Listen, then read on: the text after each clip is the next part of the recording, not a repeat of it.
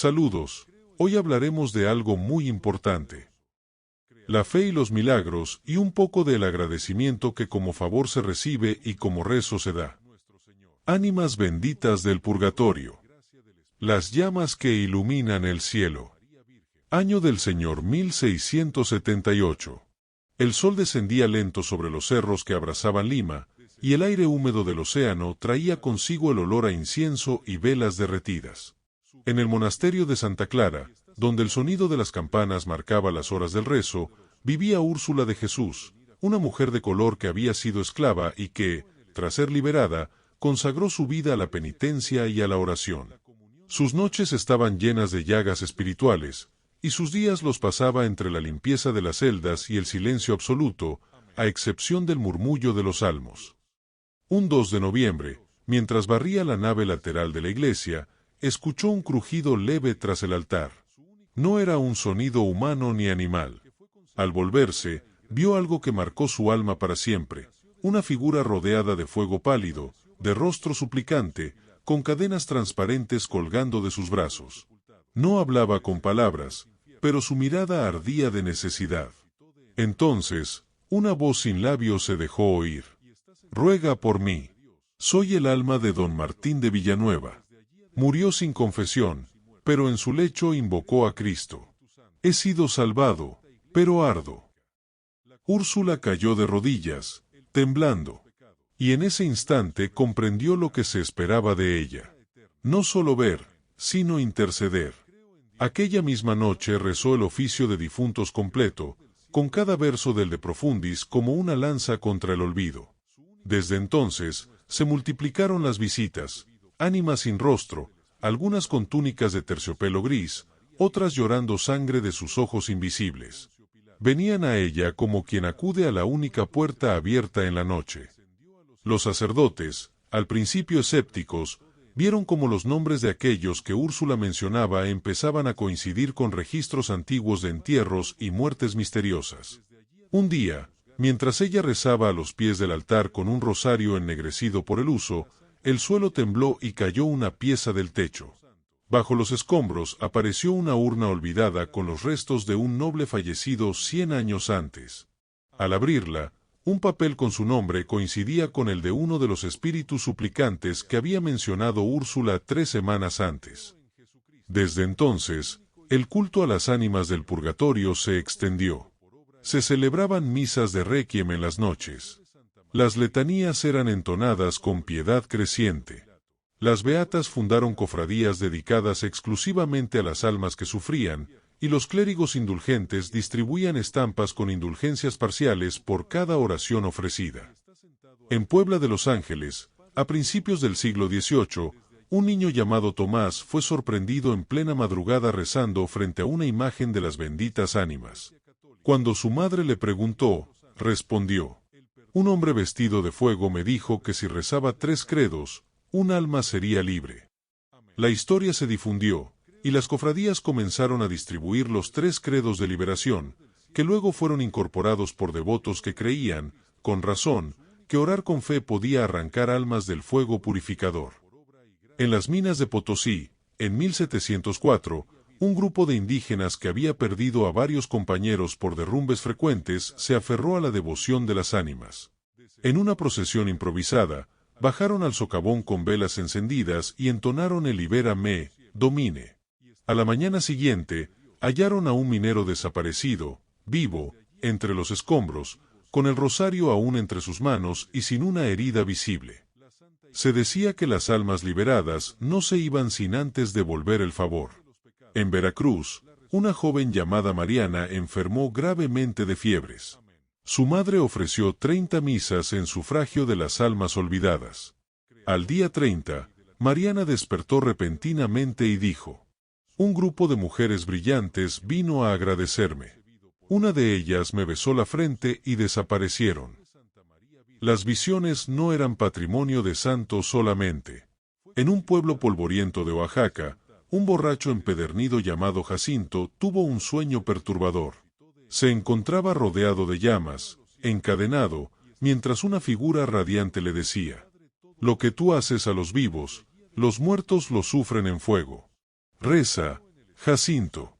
Cambia.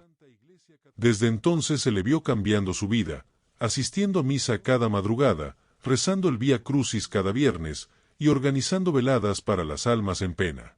Murió en olor de santidad, con una sonrisa y una vela encendida. En Roma, el Papa Benedicto XIII, profundamente devoto de las almas del purgatorio, promovió la práctica del toties quoties el 2 de noviembre. Por cada visita a una iglesia y cada rezo de las oraciones prescritas, se podía ganar una indulgencia plenaria para un alma. Estas indulgencias se multiplicaban como lluvia en el desierto del sufrimiento. Aquel que no podía ayudar con dinero, podía hacerlo con plegarias. Se volvió costumbre encender lámparas de aceite con 7 llamas, una por cada día de la semana, delante de las imágenes de las ánimas. Y los fieles comenzaron a narrar favores obtenidos, cosechas abundantes, nacimientos milagrosos, desaparición de pestes. Pero también se supo que las ánimas podían advertir. En 1723, en la ciudad de Guatemala, una joven novicia llamada Clara soñó que el retablo mayor se incendiaba. A la mañana siguiente, por una chispa de vela caída, se desató un incendio en la sacristía. Pero gracias al aviso, lograron evitar una tragedia mayor. La comunidad atribuyó la visión a las benditas ánimas, y desde entonces, cada noche del 2 de noviembre, se encienden faroles en forma de cráneos rodeados de lirios para recordar a quienes suplican por nosotros. Las letanías antiguas, como las de San Alfonso María de Ligorio, cobraron vida entre los fieles. Oh almas benditas, tan olvidadas y tan sufrientes, por cada lágrima tuya, que mi alma se compadezca. Por cada fuego que te abraza, que mi corazón arda en caridad. Los libros de oraciones populares de la época incluían ya novenas con títulos como Corona de súplicas para las almas más olvidadas o Rosario de fuego purificador, donde se unían los misterios dolorosos con pasajes de las cartas de San Pablo sobre el juicio y la gloria. En Cusco, un niño de 9 años llamado Esteban desapareció. Su madre, angustiada, ofreció una semana entera de misas por las almas olvidadas. En la madrugada del 8º día, lo encontraron en la capilla del cementerio viejo, dormido entre los bancos. Cuando despertó, dijo que un hombre sin rostro lo había guiado de la mano y le susurraba todo el tiempo: «No temas, alguien está rezando». Aquel fenómeno fortaleció la devoción al punto de que se pintaron murales enteros dedicados a las ánimas del purgatorio. Uno de los más célebres, en la iglesia de San Pedro de Lima, muestra un mar de fuego donde los condenados levantan las manos hacia el cielo, y una Virgen del Carmen extiende su escapulario desde las nubes. La liturgia fue también marcando este fervor. Las misas de difuntos, acompañadas de órgano lento y coros oscuros, se celebraban a media luz. Los fieles vestían de negro o marrón, y colocaban cráneos de cera a los pies del altar.